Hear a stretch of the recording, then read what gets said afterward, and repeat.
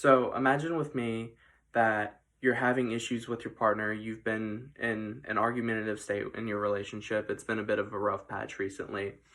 And it's only made worse by them week in, week out saying that they're going to a friend's house to hang out with them and their family. And they just don't want you to worry about it. So, as anyone would, you would think, well, they're cheating. So, what ended up happening is you would go to that friend's house to see what the truth is, or at least what you believe the truth is, and you would think that they're cheating. Just to go down into the basement of that house to find them playing a game rolling dice on a map with their friends at a table. That's the reality that Gary Gygax's wife saw while he was in the process of creating the game Dungeons and Dragons. So, my purpose for this speech is to talk you through that process with the Gygax era, the Advanced Dungeons and Dragons era, which talks about the Satanic Panic, and its modern resurgence due to popular media. And as an avid member of that community and also a very history-focused person, I've done the research and looked at this, and I know enough about it that I believe that I can tell you, the audience, all about this.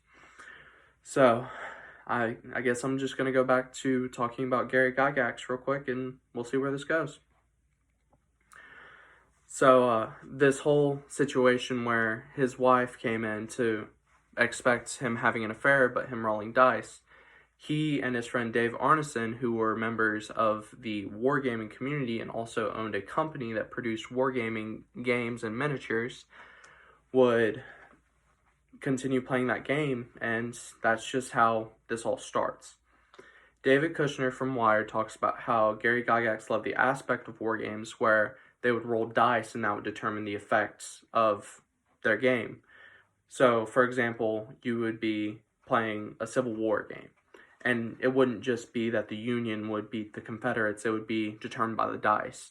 So, one would fire a volley, and then that would just be badly rolled, and the other one would retaliate with good rolls. And that could just happen, and it was just a random event. And Gygax loved that because he believed it had a really strong reflection on reality. So he and his friend Dave Arneson started looking at producing that on a smaller scale. So rather than these large armies, it would be brought down to a small group of adventurers, and rather than fighting these mass battles, they would be plundering into a dungeon to get treasure and fight monsters and do all these things. So in 1974, they would release Basic Dungeons and Dragons, which had almost immediate success with the more antisocial and eccentric members of society because it gave them a hobby and also gave them a sense of community with each other. And it's known to also help build social skills. But so for years and years, people played that, and there was a very, very tight-knit community until TSR, the company that was owned by Gary Gygax, released Advanced Dungeons and Dragons, which created more rules and fleshed out the game more. And that reached so many people because TSR had a very, very corporate approach to producing more products for the game. And that helped have a mass outreach. But the unfortunate thing with that is because the community around the game is more antisocial and eccentric, it's associated with the outcasts, which that's how it was for a long time.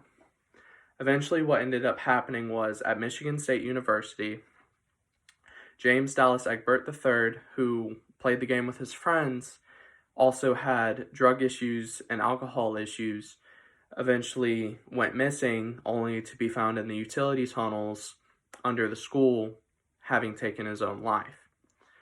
So, unfortunately, that was during the Satanic Panic, where Americans were worried about the serial killers and the mass spread of more violent individuals.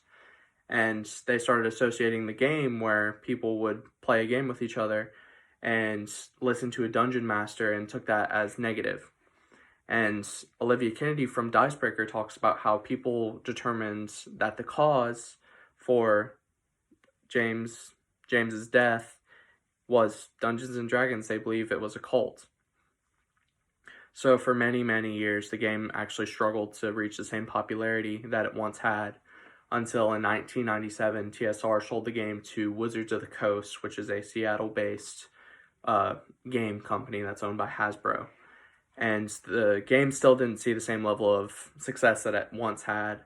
But what ended up happening was they produced more of the game, and it became more associated with popular media. Keith Stewart from The Guardian believes that the show Stranger Things really revitalized the hobby as more people saw the associations with D&D and the feel of the game, and they were really curious about that, so the community blew up. It was just all over. And once that happened, the community has been at an all-time high ever since. But that's the main history of D&D. I'm glad that I was able to communicate my points of the Gary Gygax era, the Advanced Dungeons & Dragons era, and the modern resurgence it's seen. And I really hope that, having learned as much about this as you can, that you'll maybe give it a chance. All right? Thank you for listening to my speech.